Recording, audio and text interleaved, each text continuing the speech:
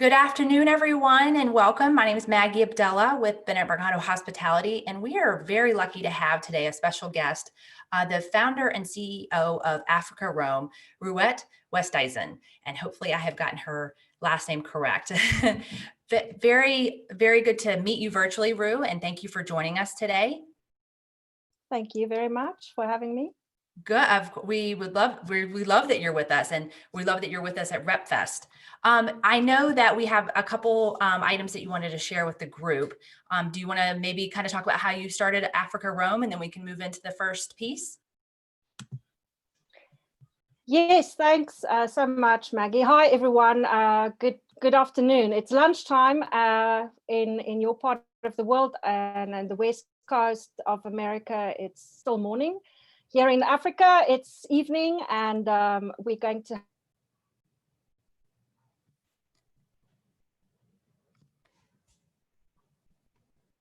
And just in case it is buffering on yours, Ru has some thunderstorms in Africa, so she may go in and out a little bit. Yeah, I'm so sorry, but we've got a looming thunderstorm here in Johannesburg. I've left Cape Town for a few days after it's been possible to travel. Is it a problem, Max? Do we have a problem? Well, it buffered a little second as you were describing how you got started. Okay. So, short story, it's been from the bush to the boardroom. I was a guide, and I've been in the industry for 22 years. And of course, I'm not going to keep you, in suspense. We thought, as it's lunchtime in central US, we thought to actually share two recipes that's so prominent from South Africa. The girl that's going to do the demonstration, we produced this video a few weeks ago. Her name is Jess Levine, and she is a really great cook, private chef that Africa Rome uses for interactive cooking lessons. And the recipes we chose today is definitely going to whet your appetite for Thanksgiving, because the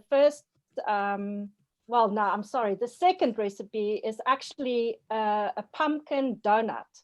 And I guess the people that's been to Africa will also know what amarula is. It's a very special liqueur. Jess is going to explain it in the video.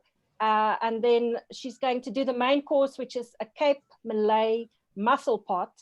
And then afterwards, the kind of dessert, which is the pumpkin donuts. We call it in South Africa, pampoen cookies. So pampoen is pumpkin, and cookies actually is like a cookie, but in this case, it's a donut. So I'm going to let you go ahead, Maggie, please. And yes, absolutely. And let's look at the cooking lesson and get our appetites wet.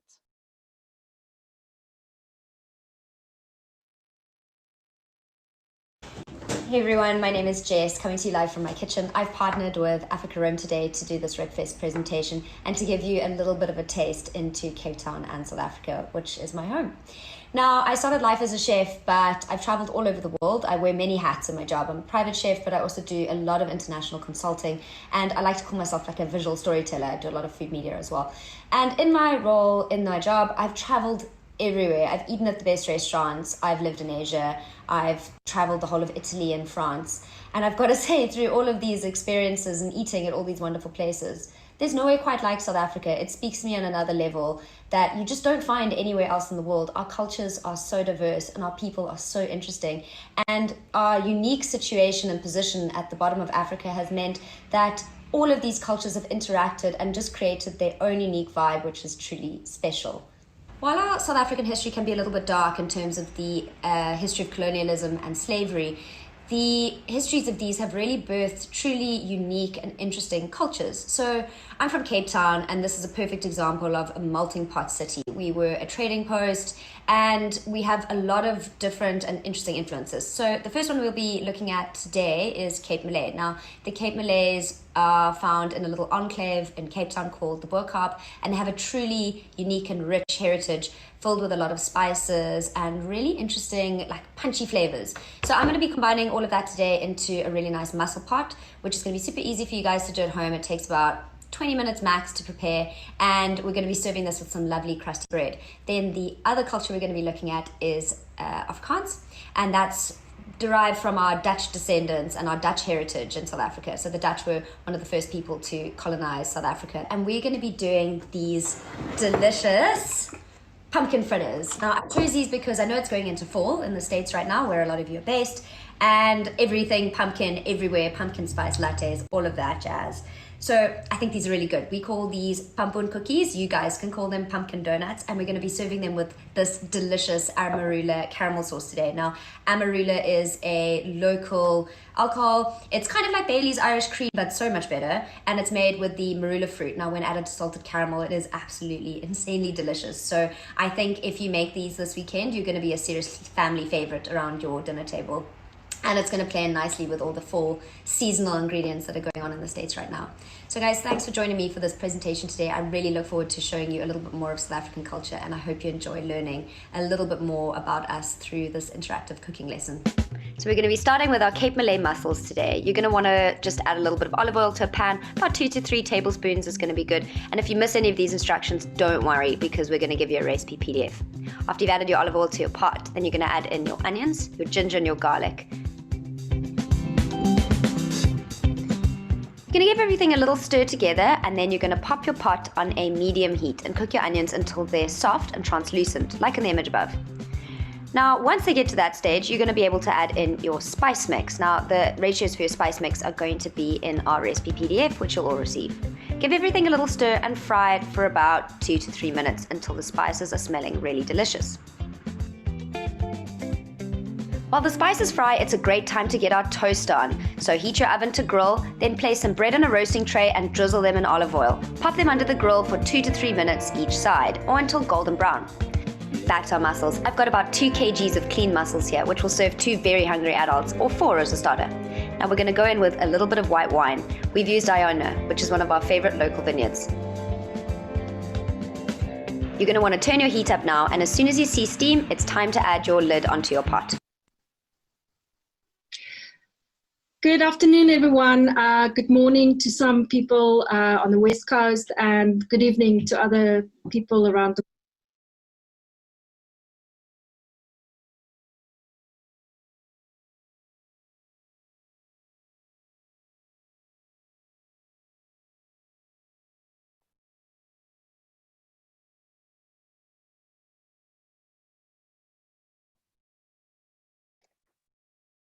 Well, we're not always perfect with technology. So Maggie, I see the sweat pouring off of her. While Maggie's focusing in on the video, Maggie, we cannot hear you. To pull it back up, I just want to let everyone know the recipe PDF is located on the presenter page on repfest.live on the Africa Rome page. Maggie, are we ready to go? You're on mute. Almost, sorry, I'm working on it right now. And please make sure we use our chat, because Rue is a wealth of information about Africa. Here we go. Sorry about that, everybody. I think we're Now right we're going there. to add in our cream. Bear with me, because of the steam, you can't really see what's going on here. But add your cream, and then we're going to give everything a lovely stir.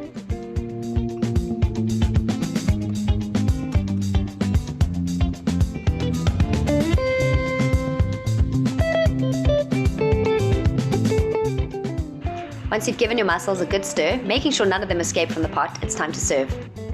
Serve your mussels immediately, nice and steaming hot. And just before we serve, we're going to add a little bit of fresh parsley, which is really going to make this dish sing. Now, you're going to serve your mussels with some white wine and a little bit of toasted bread that we made earlier. I highly recommend dipping that toasted bread into your delicious mussel broth, as it's going to soak up all those juices and be super yummy.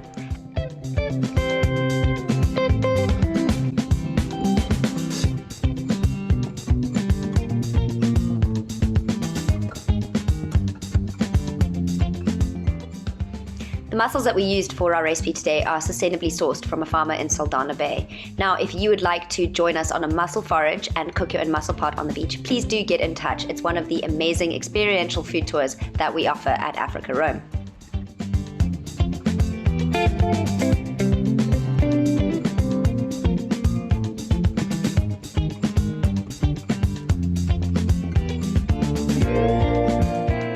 Moving on to my favorite recipe, we've got our pumpkin cookies or pumpkin donuts with a generous drizzle of amarula caramel. Now, these need to be served hot, but they only come together in 20 minutes, so they're really easy to make. Next, you're going to add all your ingredients into a mixing bowl. I've got 1 cup of pumpkin puree. You can also use pureed butternut or any squash that takes your fancy. Then we're going to add that to some flour along with 3 tablespoons of milk, 2 tablespoons of sugar, 1 teaspoon of pumpkin spice or mixed spice, nutmeg or cinnamon, whatever takes your fancy, 2 tablespoons of butter, 2 teaspoons of baking powder, and 1 egg. Don't worry if you didn't catch all of that, because we're going to be providing you with a recipe PDF.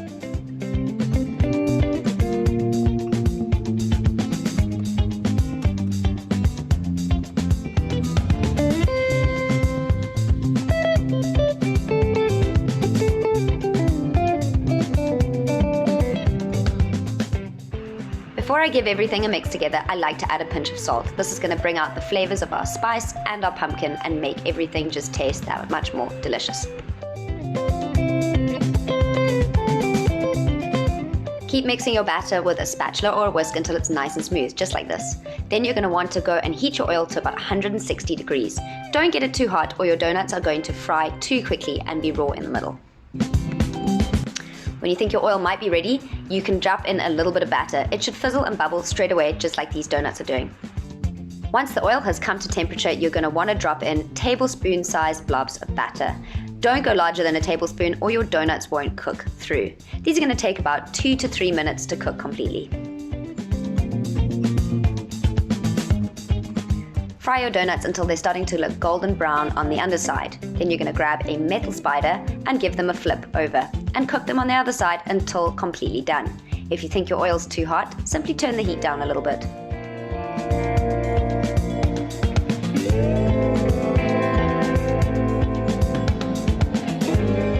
Two to 3 minutes later and your pumpkin cookies are done. Get your metal spider and take them out the oil. Then drain them on some kitchen towel or baking paper. To coat our donuts, we're going to make a spiced sugar. So add your caster sugar to a bowl along with your spice mix. And give everything a nice mix together and toss your donuts through the mixture.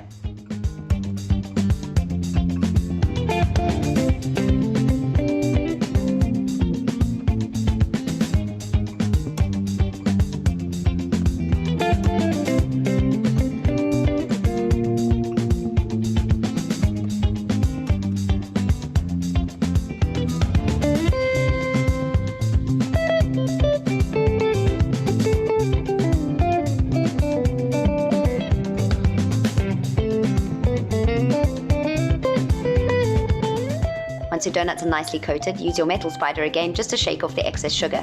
Repeat the process until all your donuts are nicely covered in sugar and spice mix. Now it's time to make our amarula caramel sauce. Add your sugar and water to a pot over a high heat. Then cook until the caramel is a nice deep golden brown. You want to take it to the point just before it starts to burn, like so. Once it looks like this, you're going to add in a little bit of your cream. We add our cream a little bit at a time, as the cold cream can make the mixture and the caramel sometimes overflow the pot, so be careful. Once it looks like this, you can add the rest of your cream in. We're then going to give the mixture a swirl just to incorporate all that hard caramel into our cream. Keep stirring until everything is nicely dissolved. Once your mixture's cooled a little, it's time to add our amarula. Give it a generous slug, then give it a nice mix so that everything's combined. And you're ready to serve. Just let your caramel cool down a little bit to thicken. As the chef, it's now time to do a little taste test. Make sure that everything tastes just right.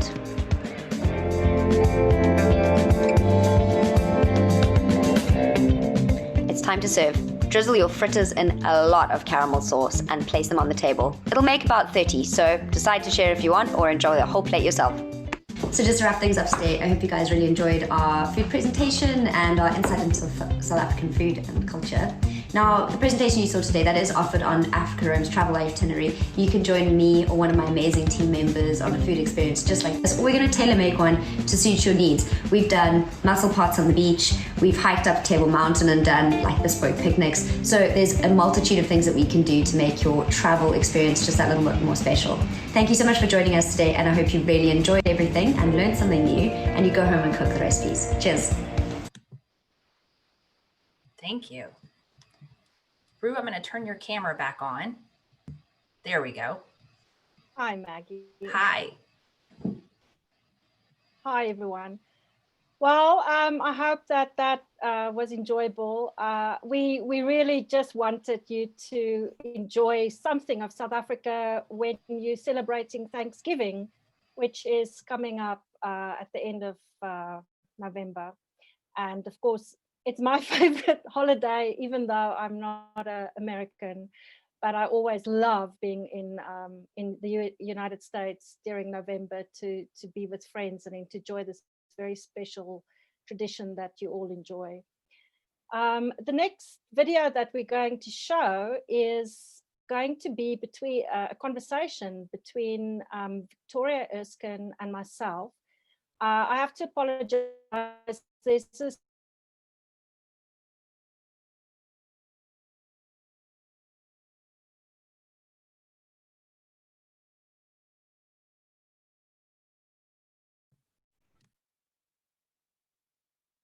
what at Africa Roam, what happens when we have a request from people and from travel advisors from around the world, and how we approach that request that we receive.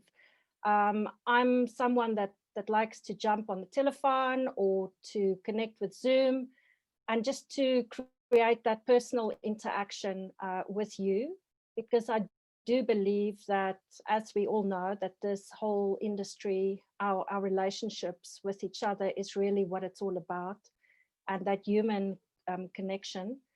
And so it's a short conversation between Vicky and I, and afterwards we'll have a Q&A if there's any questions for me that I should answer to you. Maggie, will you play the video for us, please?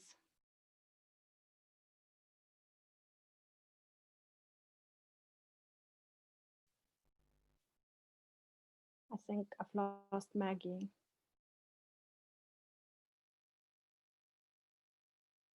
To some people on the West Coast, and good evening to other people around the world that's joining us at RepFest. Thanks so much for your time. And my name is Ruette, and I'm the CEO and founder of Africa Roam. Today, a very good friend of mine that I've made in the industry and subsequently become a very good friend, Vicky, is joining me, and we're going to have a quick chat about Africa and our love for the continent. Welcome, Vic. Thank you for having me. Yeah, it's wonderful for us to have this conversation. I'm thrilled that we're all connected and that we can share, our love for Africa. As a South African, I'm pretty biased because, of course, I've grown up here and it's easy for me to love the continent. In your opinion, what is it that makes you want to pack your bags and come and visit again and again and again, except, of course, to see your mum? Well, it's a really good question, and there's just so much about Africa to see. The colours, the sounds, the smells, the all about it, and the geography is just extraordinary. From jungle to beach to vast open plains, it's extraordinary. So all of those things keep up making me come back. Yes, and of course we've got this open space that we've got everywhere around Africa, and which is such an integral part of our being, but also with this post-COVID, or I guess COVID life that we live now, where we all are yearning, to have space and not crowds. Africa is one of those places where it's the perfect spot to plan a vacation and to go and have tranquility and rest and no crowds if you plan it well. Do you ever get asked what's the best time to go on safari? Is it one of the questions as a travel advisor, as a salesperson that comes up your way? Always. It's one of the key things. People just ask, what's the best time of year to go? Where's the best place to go? And in truth, I don't think there's a right or wrong answer. I'm sure I think it's dropped. There are always plenty. Oh dear, is it dropping in and out? There are always plenty of different times to do different things. Victoria Falls is different at different times of the year. Kenya is different at different times of year. So it really is. It's so specific to where you want to go, what you want to see, and what experiences you want to have. So yeah, you really need an expert to help guide you. Yes, and of course, that's where there's great relationship, between the operator what I do, and the travel advisor and the person that's dealing direct with the client, what you do. We've got a wonderful history working together previously. It's quite an important aspect of how you choose and who you choose to work with, isn't it? Absolutely, it's key. And the most important thing for me has always been that troubleshooting, problem solving, honest advice, because at the end of the day, I don't know everything about everywhere, and I can't possibly be the expert in every country. But what I can do is know somebody to ask, and you're that person for me, because I'll ask every question and you'll never give me a false answer. If you don't know, you'll make sure you know, and you'll give me all the detail.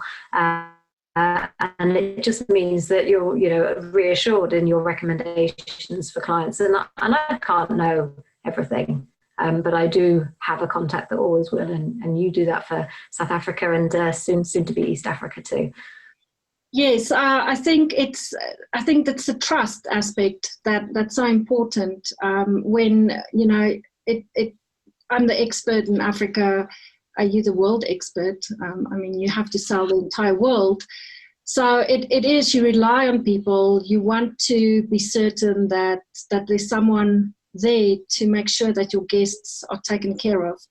I think for me, one of the wonderful things about Africa that we have to offer now in this new world that we live in is the fact that, first of all, we've got the open space. Second of all, such a huge contribution to conservation that people make when they make a booking to Africa, and the community, which is an integral part of conservation. The people on the ground, the anti-poaching units, everyone that's involved, the lodge staff. These local communities all rely on this economic boost that tourism lends.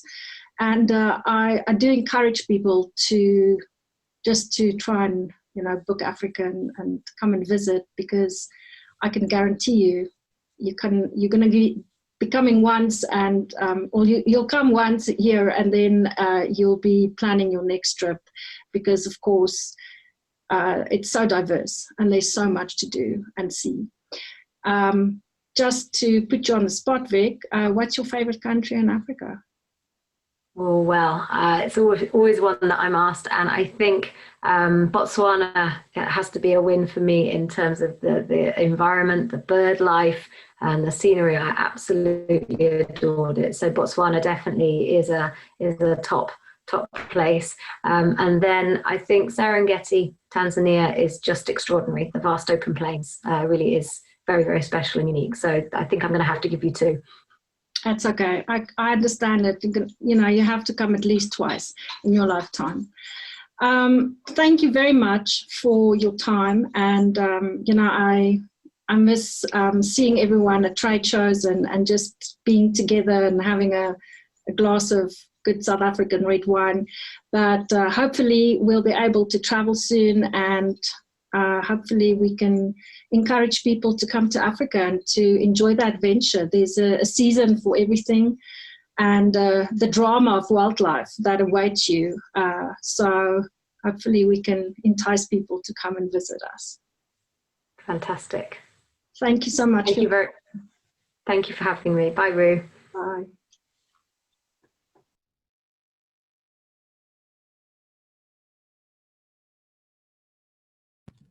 So Rue, I'm going to see if we have any questions coming through on the chat. I did want to let everybody know that the recipes that your friend shared with us today, which look delicious, by the way, are all on Africa Roam's presenting page, their main page. That they're in PDF form, so you can easily print them out, take to the grocery store, or screenshot them, take them to the grocery store, and view the video after all is said and done. And again, apologies for the technical difficulties. Zoom is acting a little funny for us today. Let's see if we have any questions coming in. What are some things that people don't normally learn about Africa when researching? I think that's an easy one for me. Living in Cape Town, which is a cultural hotspot, I think the art in Africa is something people are quite surprised about. And Cape Town has now 2 world-class museums, which we boast. African art, it's unbelievable. Jochen Zeitz, who is the owner of Segera in Kenya, he donated his art collection to the Zeitz Museum of Contemporary African Art, which is at the waterfront at the Silo Hotel. And then we have the Norval Foundation, which is close to Steenberg, which is on the side, if you pass Kirstenbosch Botanical Gardens, for those of you who know Cape Town's geography. So for me, that's the thing that surprises people the most, is these world-class art museums in Cape Town. Great. Are there any, can you be more specific at where to, I'm sorry, that was a recipes, but I did cover that. Do you think the garden route is undersold, and how much time would you recommend to include this area? Yes, it is undersold. And I think if you have clients that love golfing, then you could do a really fantastic trip combining the Cape, the winelands, the garden route, and then you can fly to Joburg. You can drop your golf bag and go on a little safari afterwards, because South Africa, like the United States, we love golf here. So I'm sure there's a lot of people that's got golfers that want to explore different kind of golf courses around the world. So that's a good place to do it. Is it best to self-drive to include the garden route? Yes, it's so easy. A few years ago, I learned a great lesson. I had a very prominent guest, a client, who traveled with his wife, and they were in their early 70s. And he said to me that they would actually want to self-drive to the garden route. And I was a little hesitant, and I kind of discouraged them. But at the end, he was, adamant, and he did his thing, and he did it. He did the self-drive. And at the end of the holiday, when I spoke to them, they said to me that was actually one of the greatest parts of the trip, because it just gave them so much freedom. And you'll be surprised how easy it is to drive on the left side of the road in South Africa, because that's, we drive on the other side. And it's good roads and wonderful cars to hire, so you can have an automatic vehicle. You don't have to drive stick. Yeah, easy to do self-drive, definitely. Great. I hate to, we do have a couple more questions regarding like pricing and how you do that. But we only have about a minute for you to answer that question before we have to move on. But and everybody go to africaroam.com for more details. Yes, or they can just send info@africaroam.com an email, and we can answer it for you. Perfect. Well, thank you, Rue. And I apologize again for all the technical difficulties, but it was wonderful to virtually meet you. And thank you for weathering the storm on your end. And we appreciate it. And everybody have a fantastic day. And please join us at Africa Roam on the conversation. If you want to continue the conversation, we can continue it on this stage. Thank you so much, everybody. Thank you so much for joining us. Bye. Bye.